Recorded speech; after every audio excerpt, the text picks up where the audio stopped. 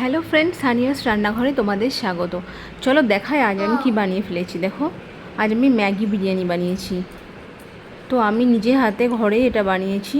বাইরের ওইভাবে ম্যাগি খাওয়া ঠিক না, তার জন্য বাচ্চাদের জন্য এইভাবে তোমরা ম্যাগি বিরিয়ানি বানাতে পারো। চলো খুব সহজে ম্যাগি বিরিয়ানি কীভাবে বানানো যায় তোমাদের দেখাই। তোমরা যে কোনো ধরনের সবজি যা ইচ্ছা তোমরা অ্যাড করতে পারো। আমি 2 কাপ মতো আটা নিয়েছি। আটাটাকে খুব ভালোভাবে লবণ দিলাম আর একটু ঘি অ্যাড করেছি, এটা দিয়ে ভালোভাবে মাখিয়ে নেব। দেখো একটু ভালো করে মাখিয়ে নিয়েছি। এবার গরম জল একটু অ্যাড করলাম, গরম জল দিয়ে এটাকে ভালো করে মালিশ করে নেব। দেখো একটু ভালো করে এটাকে মাখিয়ে নিচ্ছি। এবার দেখো আটা প্রায় ভালোভাবে মাখানো হয়ে এসছে। এভাবে টিপে তোমরা দেখবে। এবার একটা গোল কেটে আটাটাকে এইভাবে আটা দিয়ে এইভাবে আমরা রুটি তৈরি করে নেব। দেখো কত সুন্দর একটা ম্যাগি কিভাবে বানানো যায় ঘরেই তোমাদেরকে আমি দেখাবো।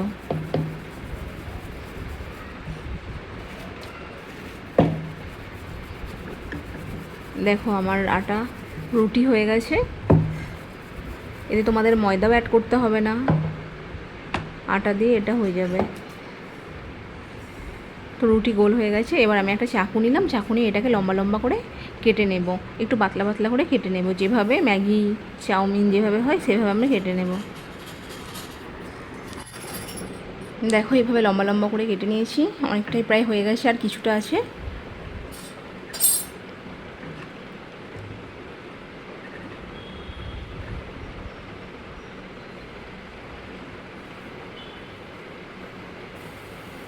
দেখো আমার মোড়ালের সব কাটা হয়ে গেছে। দেখো খুব সুন্দর একটা একটা করে ছেড়ে যাচ্ছে কেমন। তো চলো এবার আমরা একটা পাত্র নিয়ে নেব। দেখো এখানে জল আমি একটু ফুটিয়ে নিয়েছি। এবার এই জলে আমি ওই কাটা ম্যাগিটাকে দিয়ে দেব। এটাকে ভালো করে সিদ্ধ করে নেব।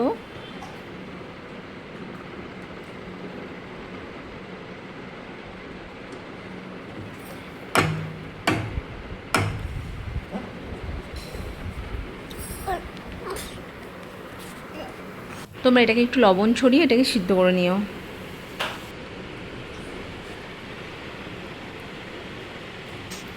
দেখো খুব সুন্দর সিদ্ধ প্রায় হয়ে এসছে। এবার এটাকে আমি একটু সেঁকে নেব, জলটাকে ফেলে দেবো। এটা একটু হালকা করে ঠান্ডা করে নেব। দেখো এইভাবে জলটাকে আমি একটু ফেলে দিলাম, ব্যাস এটা একটু হালকা করে ঠান্ডা করে নেব। আমি একটা পাত্র নিয়ে নিলাম, আমি একটু গরম করে নিলাম। এখানে আমি কিছুটা তেল দিয়ে দিলাম। তোমরা তোমাদের যা ইচ্ছা তোমরা তেল ইউজ করতে পারো। আমি এখানে মাস্টার্ড অয়েল ইউজ করেছি। তো এটা একটু ভালো করে ব্রাশ করে নেব। ব্যাস এর মধ্যে এবার তোমরা যা ইচ্ছা তোমরা সবজি অ্যাড করতে পারো। আমি শুধু এখন পেঁয়াজ টমেটো দিয়ে এটা করছি। পেঁয়াজ দিলাম, পেঁয়াজটাকে হালকাভাবে ফ্রাই করে নেব।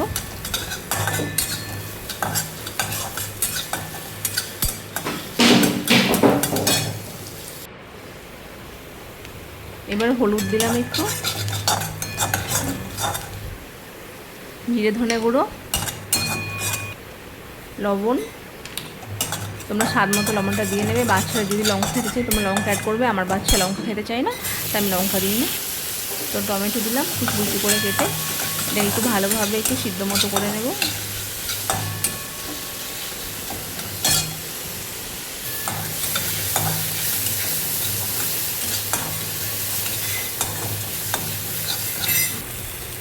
এবার আমি একটা ডিম দিয়ে দিচ্ছি।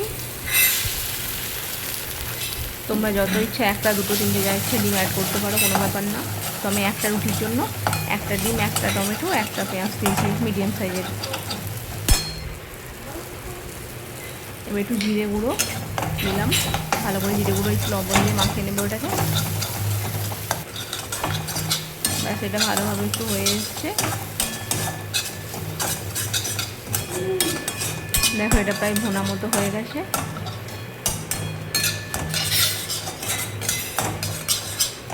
এবার এর মধ্যে আমি যে চাউমিনটা বানিয়েছিলাম সেটা আমি অ্যাড করে দিলাম।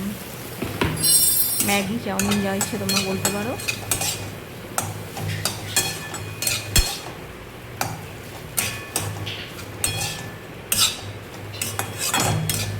দেখো খুব সুন্দরভাবে এটা মাখিয়ে নিচ্ছি।